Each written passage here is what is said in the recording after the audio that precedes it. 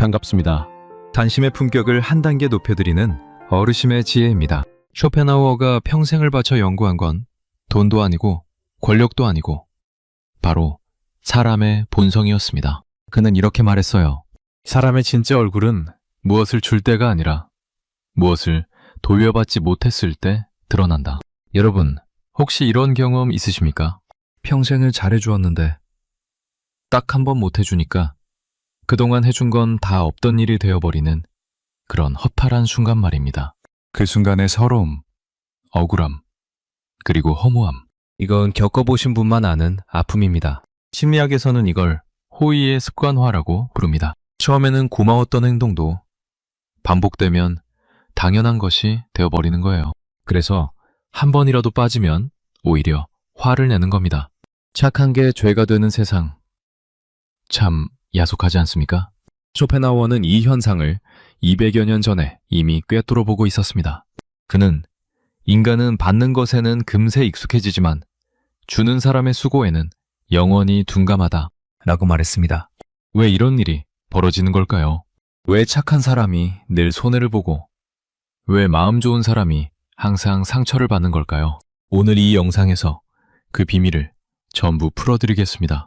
쇼펜하우어가 남긴 서늘하고도 따뜻한 지혜로 하나하나 짚어드릴게요. 이야기 시작 전 구독과 좋아요 버튼을 한번 꾹 눌러주시면 마음이 편안해지는 쇼펜하우어의 지혜를 가장 먼저 받아보실 수 있습니다.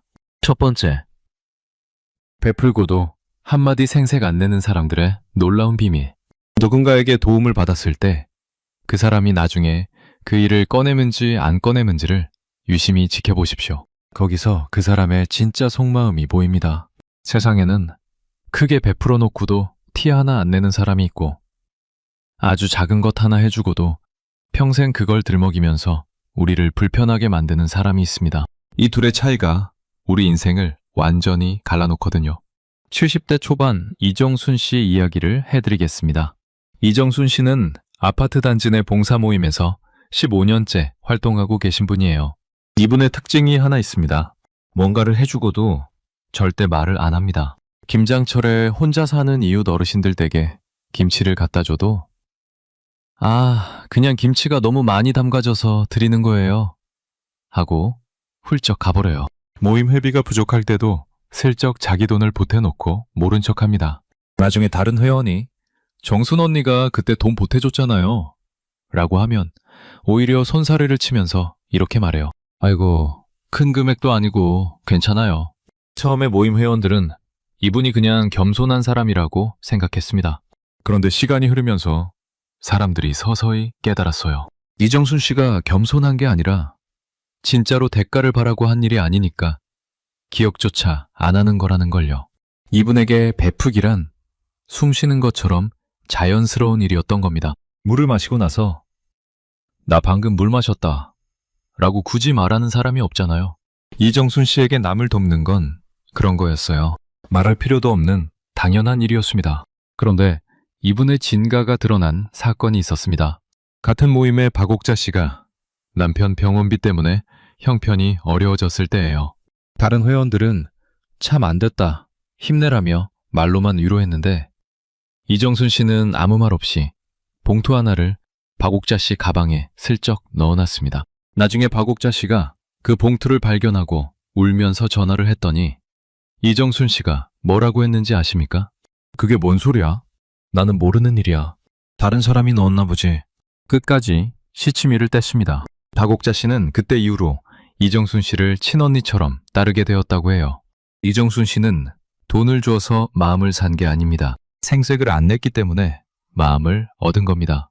미국 하버드 의과대학 심리학 연구팀이 이런 사람들의 뇌를 연구한 적이 있습니다. 연구진은 대가 없이 순수하게 남을 돕는 사람들과 도움을 주고 반드시 되갚음을 기대하는 사람들의 뇌 활동을 비교 관찰했어요. 결과가 놀라웠습니다. 순수하게 남을 돕는 사람들은 누군가를 돕는 바로 그 순간 뇌에서 도파민과 세로토닌이라는 행복 호르몬이 폭발적으로 분비되었습니다. 쉽게 말하면 이 사람들은 남을 도우면서 이미 엄청난 보상을 자기 뇌로부터 다 받아버린 겁니다. 상대방이 고맙다고 하든 안 하든 그건 아무 상관이 없어요. 이미 자기 마음이 충분히 뿌듯하고 행복하니까요. 반대로 연구진이 은혜를 반드시 갚으라고 요구하는 사람들의 뇌도 관찰했는데요. 이 사람들의 뇌에서는 도파민이 아니라 코르티솔이 나왔습니다. 코르티솔이 뭡니까? 스트레스 호르몬이에요. 남을 도울 때 행복한 게 아니라 불안한 겁니다. 내가 이만큼 해줬으니까 반드시 돌려받아야 해. 이 생각이 머릿속을 가득 채우니까 도움을 주는 행위 자체가 투자가 되어버린 거예요. 투자는 수익이 없으면 손해잖아요. 그러니 끊임없이 생색을 내고 대가를 요구할 수밖에 없는 겁니다. 이정순 씨 같은 분들이 생색을 안 내는 이유가 바로 여기에 있었습니다. 이분들은 관계를 장부에 적어놓고 너한테 이만큼 해줬으니 이만큼 돌려줘 라고 계산하지 않아요. 내가 좋아서 한 일이니까 거기서 끝인 겁니다. 이런 사람 곁에 있으면 우리도 편안해집니다. 뭔가를 받아도 빚진 느낌이 안 들거든요. 마음이 가볍고 자유롭습니다. 뭔가를 받았을 때 고마우면서도 동시에 부담이 되는 관계가 있잖아요. 그건 진짜 호의가 아닌 겁니다. 진짜 호의는 받았을 때 그냥 따뜻하기만 해요. 그 이상도 그 이하도 아닌 순수한 온기. 쇼펜하우어는 이런 사람들의 본성에 대해 이렇게 말했습니다. 진정한 선함은 의무에서 나오지 않는다. 그것은 매면 깊은 곳에서 자연스럽게 흘러나오는 것이다. 그래서 진짜 선한 사람은 자신이 선하다는 사실조차 의식하지 못한다. 맞는 말 아닙니까? 진짜 좋은 사람은 자기가 좋은 사람이라는 걸 몰라요. 그냥 그렇게 사는 겁니다. 마치 꽃이 향기를 내뿜으면서도 자기가 향기로운 줄 모르는 것처럼요. 돌아보면 우리 주변에도 이런 분들이 분명히 계십니다. 티 안 내고 조용히 챙겨주는 사람, 도와주고도 잊어버리는 사람, 우리가 힘들 때 아무 말 없이 옆에 와서 앉아주는 사람. 그런 사람이 내 곁에 있다면 오늘이라도 따뜻한 차 한 잔 건네면서 가만히 말씀해 보세요. 당신이 곁에 있어줘서 참 고맙습니다. 라고요. 그 한마디가 그 사람의 하루를 환하게 밝혀줄 겁니다. 그리고 우리 자신도 누군가에게 그런 사람이 되어보면 어떻겠습니까? 내 작은 선의가 바람처럼 가볍게 퍼져나가면 그것만으로도 우리 인생은 한결 향기로워질 겁니다. 두 번째, 혼자 있어도 절대 초라하지 않은 사람들이 매일 아침 하는 작은 습관. 혼자 산다는 것, 혼자 밥을 먹는다는 것. 이 단어들이 주는 느낌이 왠지 쓸쓸하고 처량하게 들리지 않습니까? 세상이 혼밥, 혼술이라는 말을 가볍게 쓰지만 나이 들어서의 혼자는 그 무게가 좀 다릅니다. 하지만 세상에는 혼자 있어도 전혀 초라하지 않은 사람들이 있어요. 오히려 혼자인 시간을 즐기면서 누구보다 빛나는 사람들이 있습니다. 이 사람들에게는 아주 작지만 특별한 습관이 하나 있습니다. 70대 초반 조복래 씨 이야기를 해드리겠습니다. 조복래 씨는 남편을 여의고 지금은 혼자 살고 있습니다. 자식들은 각자 가정을 꾸려서 떨어져 살고 있어요. 보통 혼자 사는 어르신들 중에는 아침에 일어나면 대충 물에 밥을 말아 먹거나 아예 끼미를 거르는 분들이 꽤 계십니다. 귀찮기도 하고 혼자 먹으니까 차릴 맛이 안 나는 거죠. 어떤 분들은 며칠째 잠옷바람으로 지내면서 세수도 안 하시는 경우도 있어요. 그런데 조복래 씨는 완전히 달랐습니다. 이분은 매일 아침 6시에 일어나서 제일 먼저 하는 일이 세수를 하고 머리를 빗는 겁니다. 외출할 일이 없어도 반드시 잠옷을 벗고 깨끗한 옷으로 갈아입어요. 그리고 아침 식사를 차리는데 이게 보통이 아닙니다. 작은 나무 쟁반 위에 예쁜 도자기 그릇을 올리고 밥 한 공기, 국 한 그릇, 반찬 서너 가지를 정갈하게 담아냅니다. 밥풀 하나 흘리지 않게 조심스럽게 퍼담고 반찬도 색깔 맞춰서 예쁘게 올려요. 혼자 먹는 밥인데도 밥상 앞에 앉으면 잠깐 눈을 감고 오늘도 맛있게 먹겠습니다 하고 인사를 한대요. 그 뒤에 천천히 맛을 음미하면서 식사를 합니다. 밥 먹는 시간이 보통 30분이 넘는다고 해요. 처음에 이 이야기를 들은 이웃 주민들은 혼자 사는데 뭐 그렇게까지 하나 하고 의아하게 생각했습니다. 그런데 조복래 씨를 실제로 만나보면 다들 놀랍니다. 이른이 넘은 나이인데 눈빛이 맑고 걸음걸이에 힘이 있고 대화를 나눠보면 생각이 또렷해요. 무엇보다 표정이 밝습니다. 혼자 산다는 사실이 전혀 불쌍해 보이지 않아요. 오히려 자기 삶을 충분히 누리고 있는 사람의 여유와 품격이 느껴집니다. 동네 사람들이 조복래 씨를 만나면 어머, 오늘도 참 곱게 다니시네요 하고 인사를 건넨다고 해요. 조복래 씨가 이렇게 사는 이유를 물었더니 이렇게 대답하더랍니다. 나를 아껴주는 사람이 지금은 곁에 없잖아. 그러면 내가 나를 아껴줘야지. 내가 나한테조차 대충하면 세상 누가 나를 소중하게 대해주겠어. 이 말이 참 가슴에 남습니다. 나를 제일 가까이에서 제일 오래 돌봐줄 수 있는 사람은 결국 나 자신이니까요. 남편이 옆에 없어도, 자식이 멀리 있어도 나만은 나를 절대 떠나지 않잖아요. 미국 컬럼비아 대학교 임상심리학과 연구팀이 이 주제를 연구했습니다. 혼자 사는 사람들 중에서 자기 돌봄 습관이 있는 그룹과 없는 그룹을 비교 관찰한 건데요. 자기 돌봄 습관이란 거창한 게 아닙니다. 혼자 있는 시간에도 외모를 가꾸고 정성껏 식사를 차리고 깨끗한 환경을 유지하는 것. 이런 소소한 일상의 습관들이에요. 연구 결과가 놀라웠습니다. 자기 돌봄 습관이 있는 그룹은 타인에게 상처받는 말을 들었을 때 심리 회복 속도가 3배 이상 빨랐어요. 그리고 우울증 발병률이 자기 돌봄 습관이 없는 그룹에 비해 절반 이하로 낮았습니다. 왜 그런지 아십니까? 자기 돌봄은 단순히 밥을 잘 먹고 옷을 깨끗이 입는 물리적 행위가 아닙니다. 그건 자기 자신에게 매일 보내는 메시지예요. 나는 소중한 사람이다. 나는 정성을 들일 가치가 있는 존재다. 이 메시지를 매일 아침 자기 자신에게 반복해서 보내면 그것이 쌓여서 단단한 자존감이 됩니다. 자존감이 단단한 사람은 남이 뭐라고 해도 잘 안 흔들려요. 내가 나를 이만큼 귀하게 대하는데 네가 뭐라고 하든 그건 네 생각일 뿐이야 라는 심리적 방패가 생기거든요. 조복래 씨의 예쁜 아침 식사가 단순히 밥 먹는 행위가 아니라 자존감을 세우는 의식이었던 겁니다. 쇼펜하워는 이렇게 말했습니다. 고독은 열등한 인간에게는 지옥이지만 뛰어난 인간에게는 천국이다.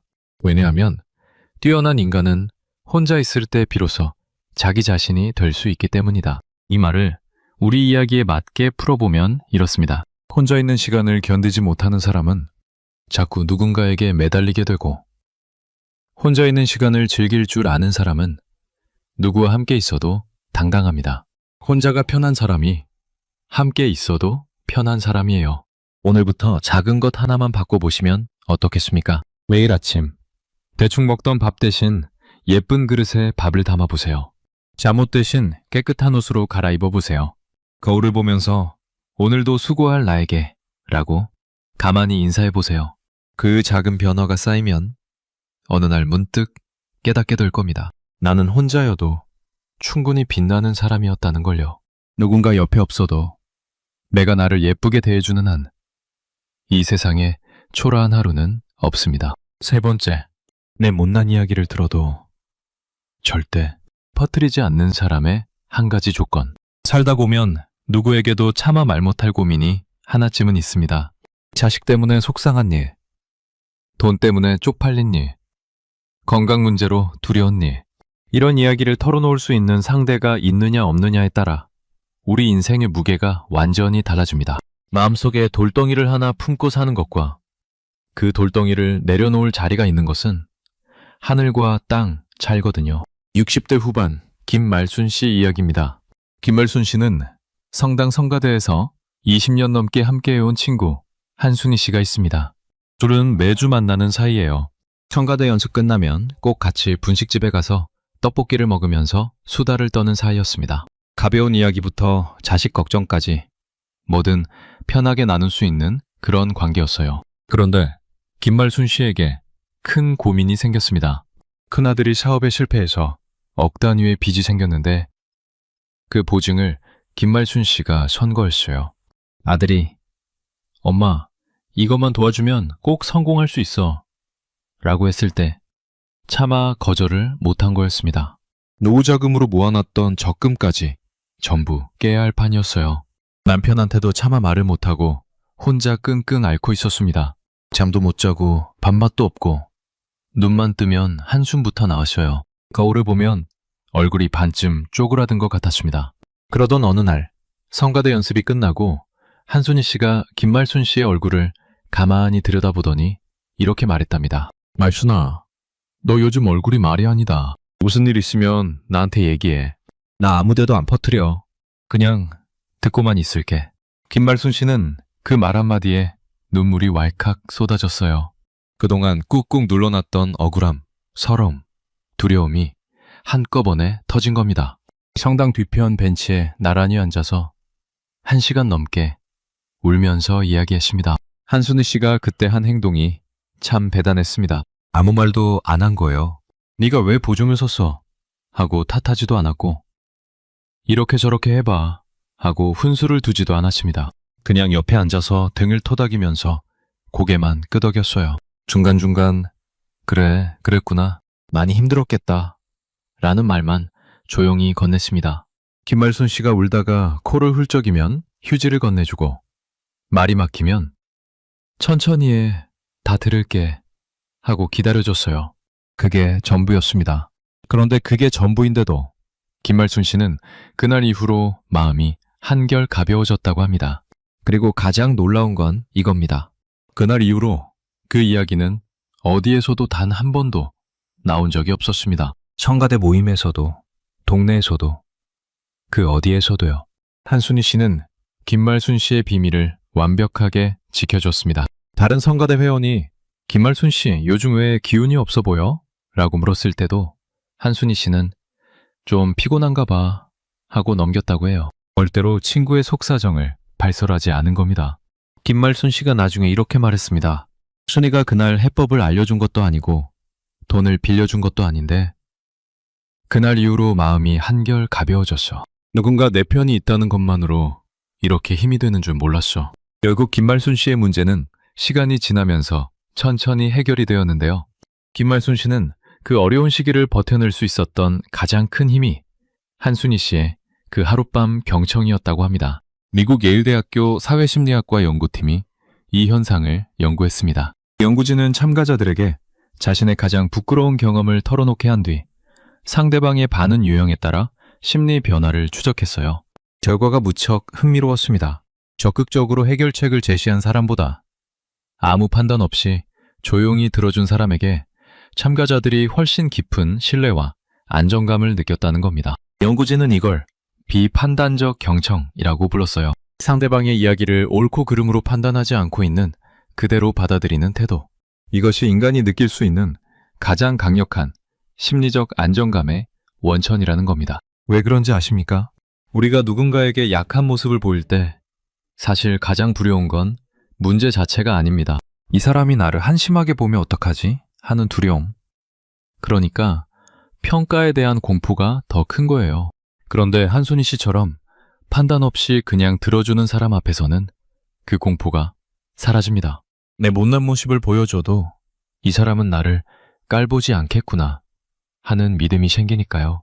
그 믿음이 바로 진짜 우정의 뿌리입니다. 쇼펜하우어는 이런 관계에 대해 깊은 통찰을 남겼습니다.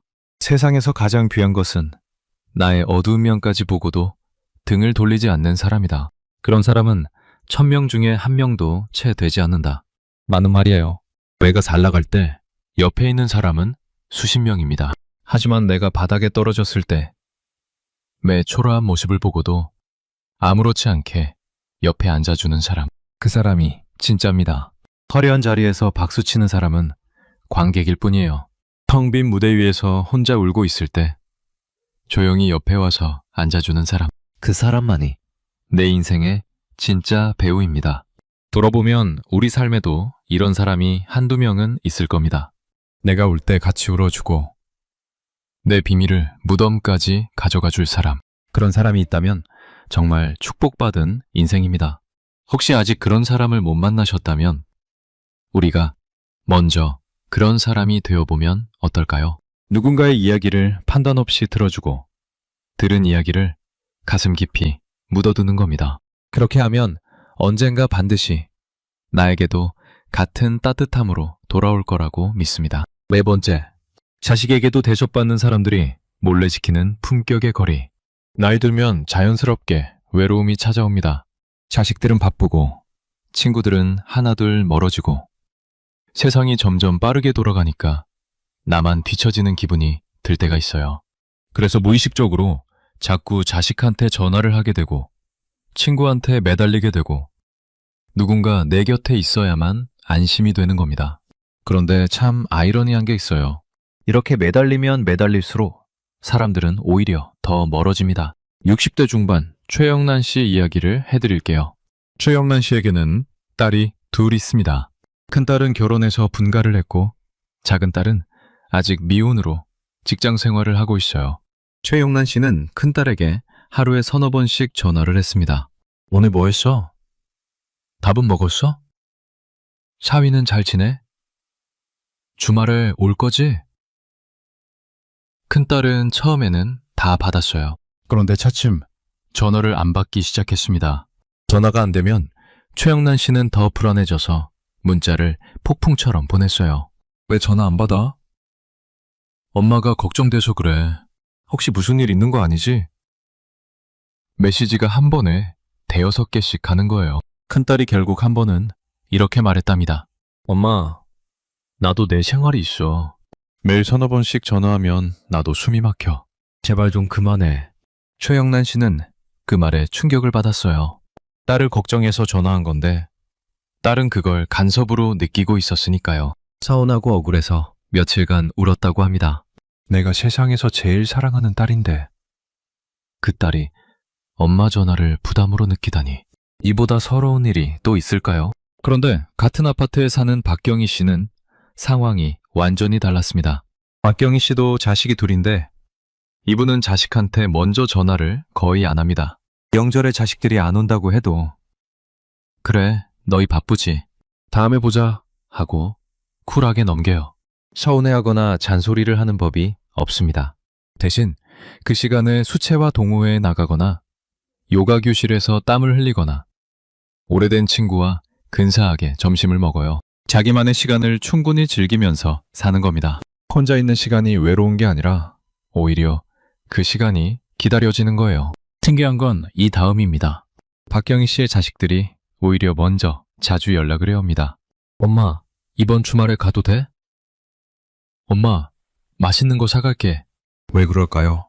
엄마가 자기 인생을 즐기고 있으니까 걱정이 안 되는 거예요.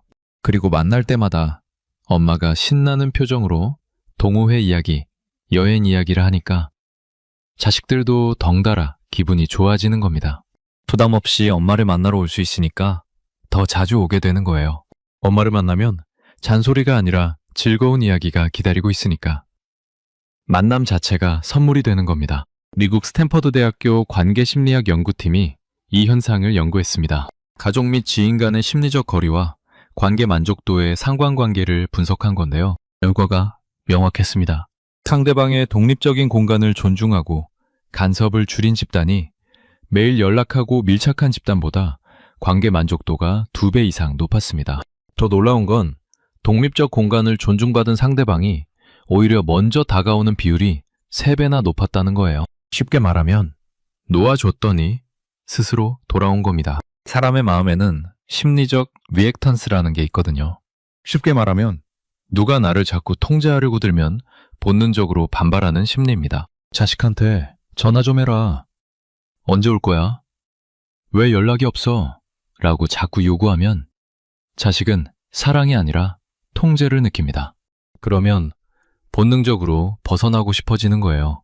반대로 넌 네 삶이 있으니까 편하게 살아라 하고 내버려두면 자식은 오히려 미안하고 고마워서 먼저 찾아오게 됩니다. 참 역설적이죠. 쇼펜하우어는 이 원리를 고슴도치에 비유했습니다. 겨울날 추위를 피해 고슴도치들이 모여드는데 너무 가까이 붙으면 서로의 가시에 찔려서 피를 흘린다는 거예요. 그래서 적당한 거리를 찾아야 한다고 했습니다. 너무 가까우면 찔리고 너무 멀면 얼어 죽습니다. 딱 좋은 거리.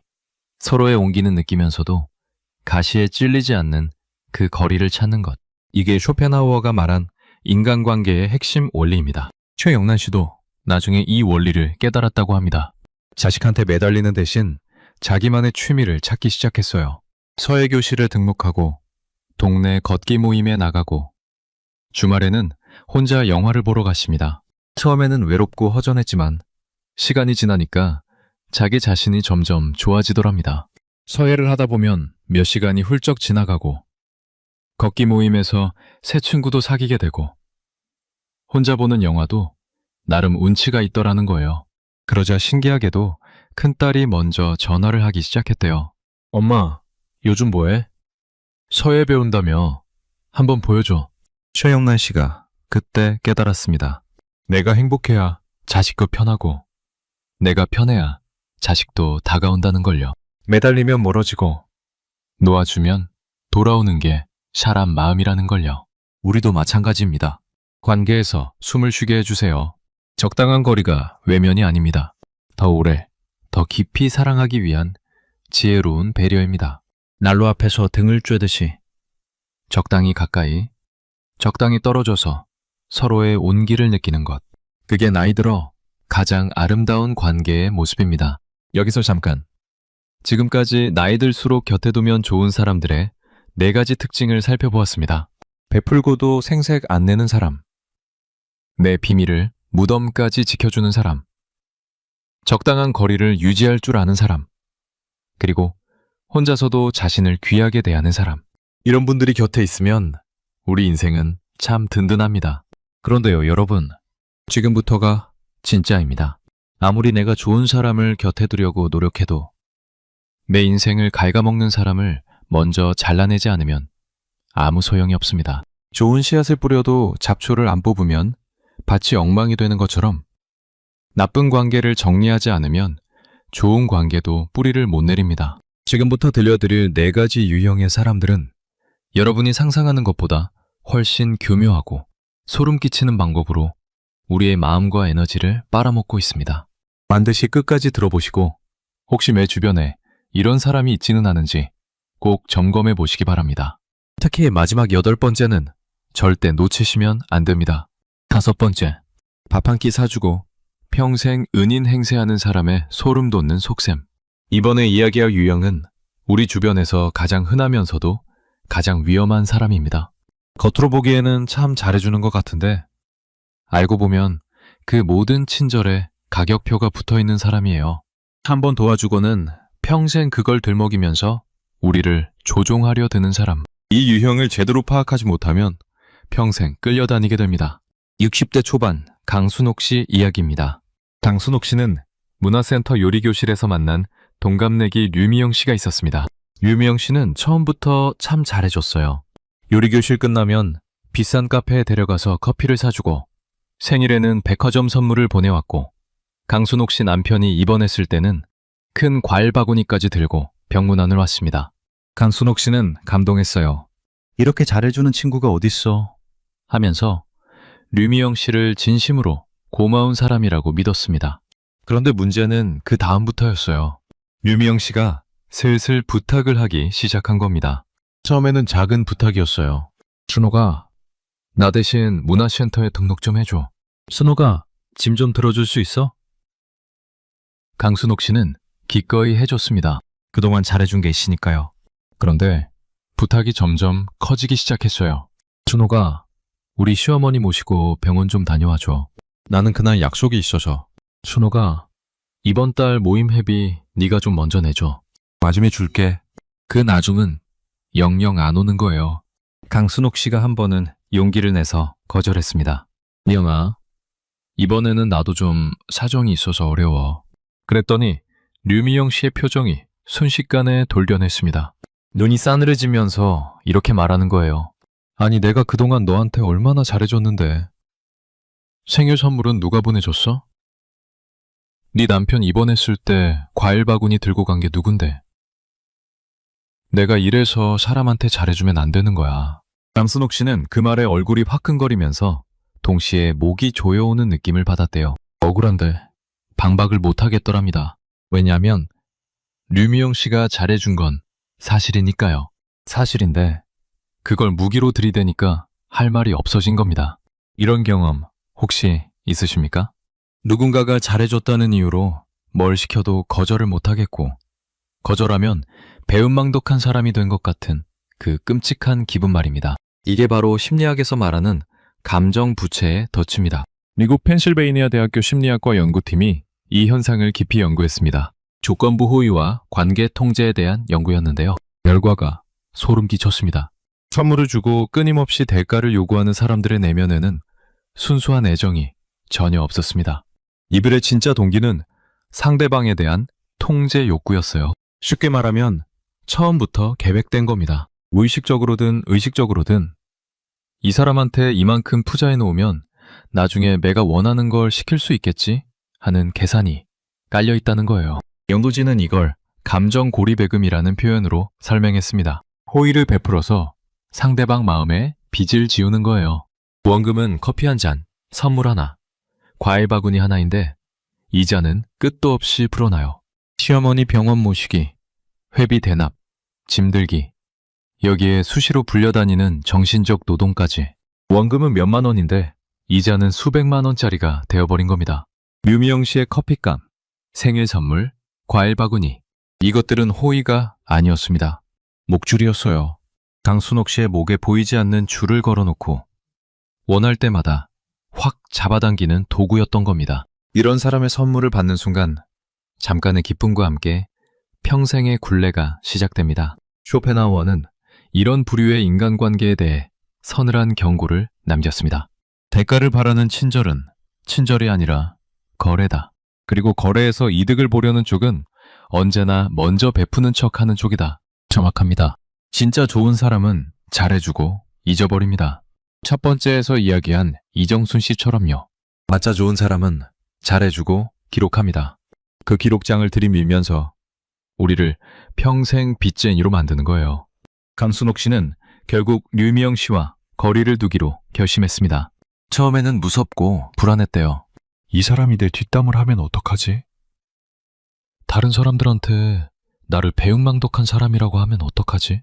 실제로 류미영 씨는 다른 회원들에게 강순옥 씨 흉을 보고 다녔다고 합니다. 내가 그렇게 잘해줬는데 은혜도 모르는 사람이라고요. 그런데 막상 거리를 두고 나니까 세상이 무너지기는커녕 오히려 어깨가 가벼워지더랍니다. 그동안 보이지 않는 쇠사슬에 묶여 있었다는 걸 풀려나고 나서야 깨달은 거예요. 아, 내가 이렇게 오래 끌려다녔구나. 그게 다 그 선물 몇 개 때문이었구나. 이런 사람 앞에서 가장 중요한 건 죄책감을 느끼지 않는 겁니다. 그 사람이 베푼 호의에 대해 우리는 이미 충분히 갚았어요. 말 안 해서 그렇지 우리도 그 사람의 이야기를 들어주고 기분을 맞춰주고 시간을 함께 보내줬잖아요. 그것도 대가입니다. 거기서 더 요구하는 건 호의가 아니라 착취예요. 절대로 미안해할 필요 없습니다. 6번째, 달더라고 하는 소리라며 매일 내 자존심을 깎는 사람의 진짜 심리. 이 유형은 정말 교묘합니다. 겉으로는 나를 걱정하는 척하면서 실제로는 나를 깎아내리는 사람이에요. 문제는 이 사람의 말에 상처를 받아도 걱정이라는 포장지 때문에 화를 낼 수가 없다는 겁니다. 화를 내면 오히려 내가 속 좁은 사람이 되어버리거든요. 그래서 더 무서운 유형입니다. 60대 중반 정미숙 씨 이야기입니다. 정미숙 씨는 동창 모임에서 늘 만나는 친구 송영자 씨가 있었습니다. 초등학교 때부터 알던 사이니까 50년이 넘은 인연이에요. 그런데 송영자 씨는 만날 때마다 정미숙 씨에게 한마디씩 합니다. 미숙아, 너 요즘 얼굴이 왜 이래? 많이 늙어 보인다. 미숙아, 네 아들 아직도 취직 못했어? 우리 아들은 대기업 갔거든. 미숙아, 그 옷은 좀 아닌 것 같다. 나이에 맞게 좀 입어. 한 번은 동창 모임에서 여러 사람이 있는 자리에서 대놓고 이렇게 말했답니다. 미숙이는 참 착한데 좀 모자란 구석이 있어. 내가 안 챙겨주면 누가 챙겨주겠어. 정미숙 씨는 그 자리에서 얼굴이 빨개졌다고 합니다. 창피하고 분했어요. 하지만 웃으면서 넘겼답니다. 왜냐하면 다른 동창들 앞에서 그 말 기분 나빠 라고 하면 분위기를 망치는 사람이 될 것 같았으니까요. 나중에 용기를 내서 둘이 있을 때 조심스럽게 말했어요. 영자야, 사람들 앞에서 그런 말 하면 내가 좀 속상해. 그랬더니 송영자 씨가 눈을 동그랗게 뜨면서 뭐라고 했는지 아십니까? 아니, 내가 다 너 잘 되라고 하는 소리지. 남들은 이런 말도 안 해줘. 네 얼굴에 주름이 늘었으면 관리를 하라고 말해주는 게 진짜 친구지. 그것도 모르면서 서운해하면 어떡해. 정미숙 씨는 그 말에 입이 딱 막혔습니다. 상대방이 걱정이라고 하니까 속상하다고 말한 내가 오히려 옹졸한 사람이 된 기분이 든 거예요. 이런 경험 있으시죠? 분명히 상처를 받았는데 상대방이 다 너를 위해서 하는 소리야 라고 하니까 화낼 수도 없고 그렇다고 안 상처받을 수도 없는 그 답답한 상황 말입니다. 뱃속에 뭔가가 뒤틀리는 것 같은데 뭐라고 말을 못하겠는 그 기분. 이게 바로 위장된 공격입니다. 걱정이라는 가면을 쓰고 날아오는 비수예요. 비수에 맞았는데 아프다고 말하면 내가 너 치료해 주려고 한 건데 왜 그래? 라고 하는 거나 마찬가지입니다. 미국 코넬 대학교 사회심리학과 연구팀이 이 유형의 사람들을 집중 연구했습니다. 조언을 빈자에 타인을 깎아내리는 사람들의 심리를 분석한 건데요. 결과가 명확했습니다. 이 사람들의 진짜 목적은 상대방의 발전이 아니었어요. 상대방을 깎아내림으로써 자신이 우월한 위치에 있다는 것을 확인받으려는 심리. 연구진은 이걸 비교 우위 확인 욕구라고 불렀습니다. 쉽게 말하면 이겁니다. 송영자 씨가 정미숙 씨의 외모를 지적하고 아들 취직을 언급하고 옷차림을 비판하는 이유는 정미숙 씨를 걱정해서가 아닙니다. 정미숙 씨를 밑으로 깔아놓고 나는 너보다 낫다는 확인을 받고 싶은 거예요. 우리 아들은 대기업 갔거든. 이라는 말의 진짜 의미는 네 아들은 아직이고 내 아들은 이미 성공했어. 그러니까 나는 너보다 위야 라는 겁니다. 이걸 걱정이라는 예쁜 포장지로 감싸서 보내니까 우리가 화를 못 내는 거예요. 연구진은 또 한 가지 충격적인 사실을 발견했습니다. 이런 유형의 사람들은 상대방이 잘 되면 오히려 불안해한다는 거예요. 만약 정미숙 씨가 고급스러운 옷을 입고 피부가 환해진 채로 나타나면 송영자 씨는 기뻐할까요? 아닙니다. 불편해합니다. 왜냐하면 자기보다 나아 보이니까요. 그래서 즉시 너 그 옷 좀 과한 것 같아 라고 한마디 해서 깎아내리는 겁니다. 그래야 자기 안에 있는 불안감이 가라앉거든요. 진짜 나를 걱정하는 사람은 내가 잘 되면 같이 기뻐합니다. 내가 잘 될 때 불편해하고 깎아내리는 사람은 걱정이 아니라 견제를 하는 겁니다. 이 차이를 꼭 기억하세요. 쇼펜하워는 인간의 이 어두운 본성을 꿰뚫어 보았습니다. 약한 정신의 소유자는 남을 깎아내리는 것으로밖에 자신의 가치를 증명하지 못한다. 심정으로 강한 사람은 남의 장점을 인정해도 자신이 흔들리지 않는다. 정확한 말입니다. 남을 깎아야만 자기가 높아진다고 느끼는 사람은 속이 텅 빈 사람이에요. 스스로 채울 게 없으니까 남을 끌어내려서 상대적으로 높아지려는 겁니다. 진짜 내면이 충만한 사람은 남이 잘 되는 걸 보면 나도 저렇게 해봐야지 하고 자극을 받습니다. 텅 빈 사람은 저 사람이 잘 되면 나는 뭐가 되는 거야 하고 불안해하는 거예요. 정미숙 씨는 오랜 시간 고민 끝에 송영자 씨와의 만남을 줄이기로 했습니다. 동창 모임은 계속 나가되 송영자 씨와 둘만 만나는 건 피했어요. 처음에는 나 혼자만 예민한 건 아닐까 하는 생각에 괴로웠지만 거리를 두고 나니까 놀라운 변화가 생겼습니다. 아침에 거울을 보는 게 두렵지 않아진 거예요. 옷을 고를 때 영자가 이런 옷 입으면 뭐라고 하려나 하는 생각이 사라지니까 자기가 좋아하는 색깔, 자기가 좋아하는 스타일을 마음 편하게 입을 수 있게 되었습니다. 그리고 예전에는 몰랐는데 성영자 씨를 만나지 않은 날은 하루 종일 기분이 좋더랍니다. 만난 날만 기분이 가라앉았었다는 걸 떨어져 보니까 비로소 깨달은 거예요. 가시돋친 말들에 그동안 얼마나 마음이 아프셨습니까? 하지만 분명히 알아두세요. 걱정이라는 이름으로 날아오는 말들이 전부 진짜 걱정인 건 아닙니다. 구별하는 방법은 간단해요. 그 말을 듣고 나서 내 기분이 어떤지를 보면 됩니다. 진짜 걱정에서 나온 조언은 처음엔 좀 속상하더라도 곰곰이 생각하면 결국 도움이 됩니다. 하지만 깎아내리기에서 나온 말은 듣고 나면 기운이 빠지고 자존감이 쭈그러들어요. 하루 종일 그 말이 머릿속에서 맴돌면서 나를 괴롭히는 거예요. 그 차이를 구별하는 것. 그게 나를 지키는 첫 번째 방패입니다. 7번째, 내 불행을 위로하는 척하면서 속으로 웃고 있는 사람의 눈빛. 이번에 이야기할 유형은 정말로 소름이 끼칩니다. 겉으로는 위로하는 척하면서 속으로는 내 불행을 즐기는 사람이에요. 이 유형이 무서운 이유는 정체를 알아채기가 매우 어렵다는 점입니다. 얼굴에는 걱정과 안타까움의 표정을 쓰고 있는데 눈빛만 유심히 보면 묘하게 반짝거리고 있거든요. 입은 아이고 어떡해 라고 하는데 눈은 잘 됐다 라고 말하고 있는 겁니다. 70대 초반 배금자 씨 이야기입니다. 배금자 씨는 교회 여전도회 모임에서 20년 넘게 활동해온 분이에요. 이 모임에서 오랫동안 함께 해온 윤정희 씨라는 분이 있었습니다. 둘은 겉으로 보기에 아주 친한 사이였어요. 교회 행사 때도 늘 같이 다니고 전화도 자주 하고 서로 생일도 챙겨주는 그런 사이였습니다. 그런데 배금자 씨에게 큰일이 생겼습니다. 남편이 운영하던 가게가 문을 닫게 된 거예요. 경기가 안 좋아서 손님이 뚝 끊기더니 월세도 못 내는 지경이 되었습니다. 하루아침에 수입이 끊기니까 막막하기가 이루 말할 수 없었어요.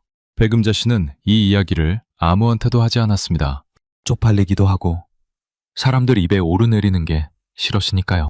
그런데 윤정희 씨가 어디서 소문을 들었는지 득달같이 찾아왔습니다. 금자야, 소식 들었어? 어머, 얼마나 힘들어. 나한테 다 말해. 배금자 씨는 속으로 고마웠어요. 이렇게 먼저 달려와주는 친구가 있다니. 그래서 마음의 문을 열었습니다. 윤정희 씨는 배금자 씨의 손을 꼭 잡고 1시간 넘게 이야기를 들었습니다.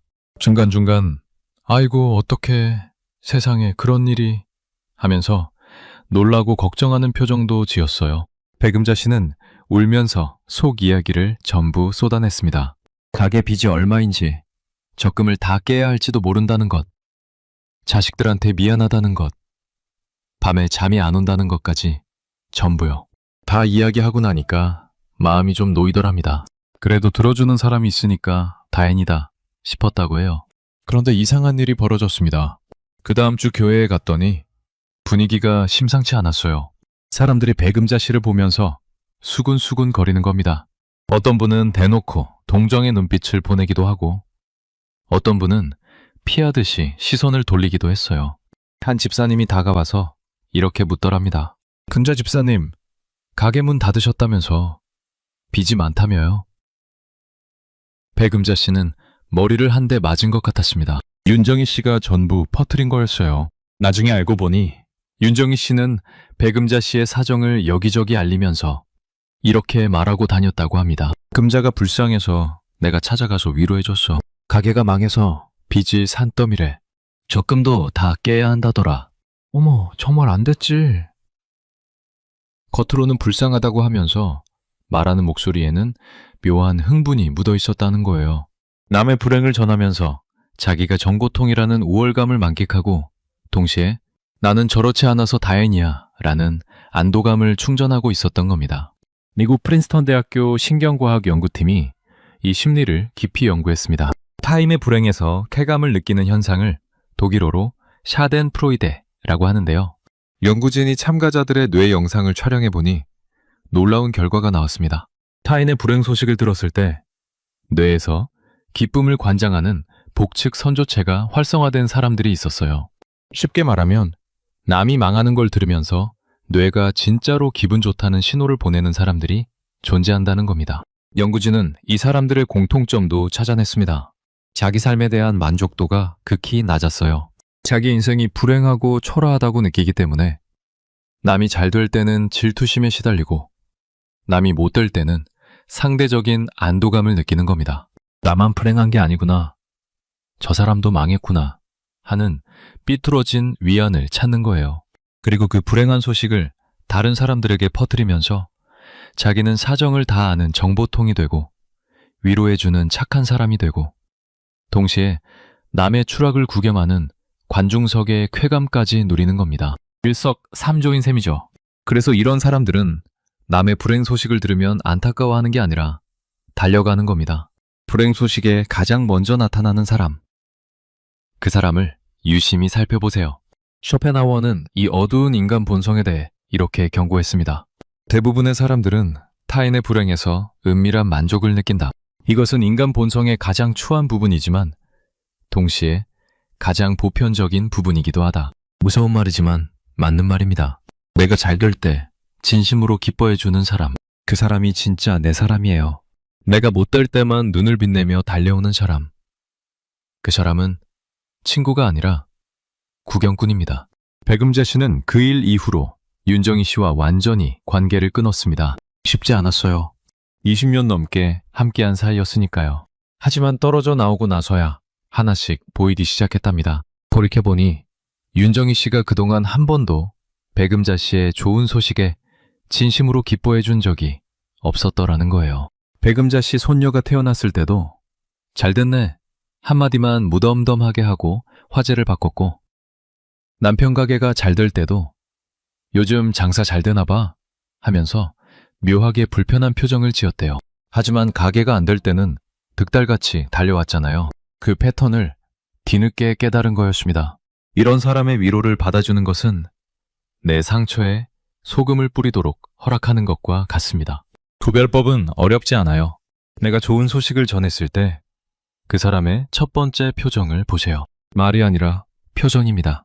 1초도 안 되는 그 찰나의 표정에 모든 진실이 담겨 있습니다. 진심으로 기뻐하는 사람은 눈이 먼저 웃어요. 속으로 불편한 사람은 입만 웃고 눈은 차갑습니다. 그 차이를 놓치지 마세요. 8번째, 만날 때마다 내 기운을 쏙 빼가는 사람이 가장 좋아하는 먹잇감. 마지막으로 이야기할 유형입니다.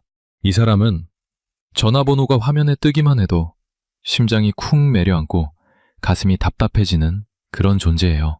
입만 열면 불평, 불만, 한탄, 원망이 끝없이 쏟아지고, 이 사람을 만나고 돌아오면 온몸의 기운이 쭉 빠져서 아무것도 하기 싫어지는 그런 사람.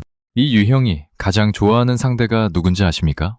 바로 거절을 못하고 끝까지 들어주는 착한 사람입니다. 여러분 같은 분들이요. 60대 후반 문계순 씨 이야기입니다.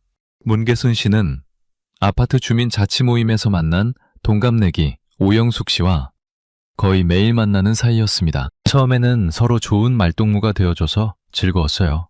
동네 소식도 나누고 시장도 같이 가고 저녁 산책도 함께 하면서 소소한 기쁨을 나눴습니다. 남편끼리도 가끔 같이 식사를 할 만큼 가까운 사이였어요. 그런데 어느 순간부터 만남의 성격이 완전히 달라졌습니다. 오영숙 씨가 입만 열면 불만을 쏟아내기 시작한 거예요. 며느리가 인사를 안 한다. 아들이 용돈을 안 준다. 남편이 아프다. 물가가 올랐다. 정치가 엉망이다.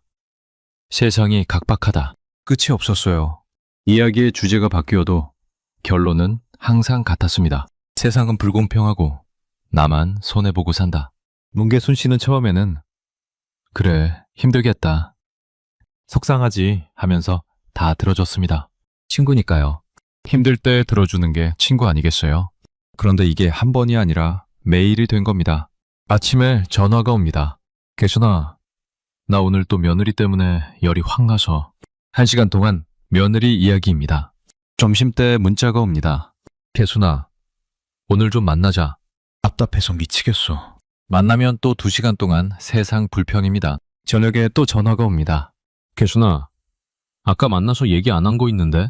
그러면 또 1시간입니다. 하루에 4시간 가까이를 오영숙 씨의 이야기를 듣는데 쓰는 거예요. 문계순 씨가 어느 날 오영숙 씨를 만나고 집에 돌아왔는데 남편이 깜짝 놀라면서 이렇게 말했답니다. 여보, 당신 얼굴이 왜 그래? 어디 아픈 거 아니야? 문계순 씨 스스로도 느꼈어요. 온몸에 힘이 하나도 없고 머리가 묵직하고 밥맛도 없고 저녁에 좋아하던 드라마도 보기 싫은 거예요. 그냥 소파에 누워서 천장만 바라보고 있고 싶었습니다. 마치 온종일 무거운 짐을 지고 산을 오른 것처럼 녹초가 된 겁니다. 그런데 실제로 한 건 카페에 앉아서 남의 이야기를 들어준 것뿐이에요. 몸을 쓴 것도 아닌데 몸이 축 처지더라는 겁니다. 문계순 씨가 한 번은 매우 조심스럽게 이렇게 말했어요. 영수가, 너도 힘든 거 아는데 나도 매일 이런 이야기만 들으면 좀 지치거든. 가끔은 즐거운 이야기도 좀 하면 어떨까? 그랬더니 오영숙 씨가 뭐라고 했는지 아십니까? 아이, 친구라는 게 뭐야. 힘들 때 들어주는 게 친구지. 너마저 나한테 이러면 나는 세상에 누구한테 말을 해? 나는 너밖에 없는데. 그 말에 문계순 씨는 또다시 입을 다물었습니다. 친구를 버리는 것 같은 죄책감이 밀려왔으니까요. 그래, 내가 좀 참으면 되지. 이 사람은 나밖에 없으니까 하면서 계속 들어줬습니다. 미국 미시간 대학교 건강심리학 연구팀이 감정 전염과 에너지 고갈을 연구했습니다. 연구진은 부정적인 감정을 지속적으로 표현하는 사람과 장시간 대화한 참가자들의 신체 변화를 정밀 측정했어요. 결과가 충격적이었습니다. 2시간 동안 부정적 이야기를 계속 들은 참가자들의 혈중 코르티솔 수치가 평소보다 3배나 높게 나왔습니다. 심박수도 불규칙해졌고 면역세포의 활동도 눈에 띄게 둔화되었어요. 쉽게 말하면 남의 불평불만을 오래 들으면 내 몸이 진짜로 아프게 된다는 겁니다. 앉아서 이야기만 들었을 뿐인데 몸이 아픈 이유가 여기에 있었습니다. 정신이 받는 스트레스가 고스란히 몸으로 전해지는 거예요. 연구진은 이런 유형의 사람을 감정 에너지 흡수자라고 불렀습니다. 이들은 자기 안에 있는 부정적 감정을 스스로 처리하는 능력이 없어요. 분노, 서러움, 억울함, 불만 이런 감정들이 자꾸 쌓이는데 자기 힘으로는 소화를 못 시키는 겁니다. 그래서 누군가에게 끊임없이 쏟아내야 합니다. 쏟아내면 잠깐 편해지거든요. 그런데 그 부정적 에너지가 공기 중으로 사라지는 게 아닙니다. 듣는 사람에게 고스란히 옮겨가는 거예요. 오영숙 씨가 좀 시원해졌다 할 때 문계순 씨는 그 독소를 전부 떠안고 집에 돌아가는 거였습니다. 그리고 이 유형이 가장 좋아하는 먹잇감이 바로 문계순 씨 같은 착한 사람이에요. 거절을 못하고 끝까지 들어주고 중간에 끊지 못하는 다정하고 인내심 많은 사람. 이런 사람을 한번 잡으면 절대 안 놓습니다. 왜냐하면 자기의 감정 쓰레기를 매일 무료로 무제한으로 버릴 수 있는 최고의 대상을 찾은 거니까요. 그래서 너밖에 없어. 너 아니면 누구한테 말해. 라는 말로 죄책감을 심어서 절대 떠나지 못하게 만드는 겁니다. 쇼펜하우어는 이렇게 말했습니다. 타인의 불행을 떠안는 것을 미덕이라 착각하지 마라. 자기 영혼을 갉아먹히면서까지 남의 짐을 지는 것은 선함이 아니라 어리석음이다. 이 말이 좀 차갑게 들리실 수 있어요. 하지만 맹정한 진실입니다. 누군가의 이야기를 들어주는 것은 물론 좋은 일입니다. 하지만 매일 매 끼니, 매 시간 부정적 에너지를 퍼붓는 사람의 감정 하수구가 되어주면서까지 우정을 유지할 필요는 없습니다. 그건 우정이 아니라 착취예요. 내 건강, 내 기분, 내 삶이 무너지고 있는데 그걸 참으면서 좋은 친구를 유지하는 건 미덕이 아닙니다. 문계순 씨는 결국 오랜 고민 끝에 오영숙 씨와의 만남을 크게 줄였습니다. 완전히 끊은 건 아니에요. 하지만 매일 만나던 걸 열흘에 한 번으로 줄였고 전화도 짧게 끊었습니다. 처음에 오영숙 씨는 서운해하면서 너 왜 변했어?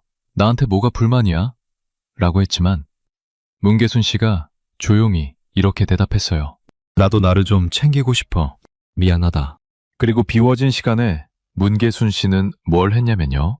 혼자 공원을 산책했습니다. 좋아하는 트로트 음악을 이어폰으로 들으면서 천천히 걸었어요. 집에 돌아와서는 오래간만에 수건을 예쁘게 개어놓고 꽃집에서 작은 꽃 한 다발을 사와서 식탁 위에 올려놨답니다. 그랬더니 놀랍게도 잠이 잘 오기 시작했어요. 아침에 눈을 떴을 때 몸이 가볍고 기분이 개운했습니다. 오영숙 씨의 부정적 에너지가 자기 삶을 얼마나 무겁게 짓누르고 있었는지 벗어나고 나서야 비로소 실감한 겁니다. 여러분의 소중한 에너지는 한정되어 있습니다. 하루에 쓸 수 있는 마음의 연료가 정해져 있다고 생각해 보세요. 그 연료를 누구에게 쓸 것인지는 오롯이 여러분의 선택입니다. 나를 웃게 만드는 사람에게 쓰세요. 나를 편안하게 해주는 사람에게 쓰세요. 나를 응원해주는 사람에게 쓰세요. 그리고 무엇보다 나 자신에게 쓰세요. 그게 남은 인생을 가장 아름답고 건강하게 사는 비결입니다. 오늘 우리는 긴 시간 동안 참 많은 이야기를 나눴습니다. 나이 들수록 곁에 두면 좋은 사람 4가지, 그리고 당장 정리해야 할 사람 4가지까지 쇼펜하우어의 서늘하고도 따뜻한 지혜를 빌려 하나하나 살펴보았습니다. 마음이 참 복잡해지실 수 있어요. 혹시 지금 이 영상을 보시면서 떠오르는 얼굴이 있으십니까? 아, 이 사람이 바로 이런 유형이었구나 하고 무릎을 치셨을 수도 있고, 내가 이런 사람한테 이렇게 오래 끌려다녔구나 하고 서글퍼지셨을 수도 있습니다. 혹은 내가 누군가에게 이런 사람이었던 건 아닐까 하고 가만히 돌아보게 되셨을 수도 있고요. 어떤 감정이든 다 괜찮습니다. 중요한 건 오늘 이 순간 깨달았다는 거예요. 깨달음이 있으면 변화가 시작됩니다. 쇼펜하우어는 만년에 이런 말을 남겼습니다. 인생에서 진정으로 중요한 것은 얼마나 많은 사람이 내 곁에 있느냐가 아니라 내 곁에 있는 사람이 진짜 내 편이냐는 것이다. 맞는 말입니다. 100명의 가짜보다 1명의 진짜가 우리 인생을 지탱합니다. 이제는 마음 쓰지 마세요. 평생 남에게 잘해주느라 정작 자기 자신을 돌보지 못했던 그 따뜻하고 선한 마음. 그 마음이 잘못된 게 아닙니다. 다만 이제는 그 마음의 방향을 조금만 바꿔보시면 됩니다. 조건 없이 베풀고도 티 안 내는 사람. 내 약한 모습까지 품어주는 사람. 적당한 거리를 유지하면서도 든든하게 곁을 지켜주는 사람. 이런 사람들에게 내 소중한 시간과 에너지를 나눠주세요. 그리고 밥 한 끼 사주고 평생 조종하려 드는 사람. 걱정이라는 이름으로 매 자존심을 깎는 사람. 매 불행에서 쾌감을 느끼는 사람. 매일 내 기운을 빨아먹는 사람. 이 사람들에게는 조용히 하지만 단호하게 선을 그으세요. 미안해할 것 없습니다. 내 인생을 지키는 건 이기적인 게 아니라 가장 지혜로운 선택이니까요. 관계의 숫자를 줄이는 것은 외로워지는 길이 아닙니다. 내 남은 인생에서 쓸데없는 자풀을 뽑아내고 진짜 아름다운 꽃들만 키우는 가장 현명한 가지치기입니다. 자풀이 가득한 정원에서는 꽃이 제대로 피지 못합니다. 하지만 자풀을 걷어내고 나면 남아있는 꽃들이 얼마나 곱고 탐스럽게 피어나는지 놀라게 되실 겁니다. 쇼펜하우어가 마지막으로 이 말도 남겼습니다. 현명한 사람은 행복을 애써 추구하기보다 고통을 피한다. 남은 인생, 억지로 행복한 일을 만들 필요 없습니다.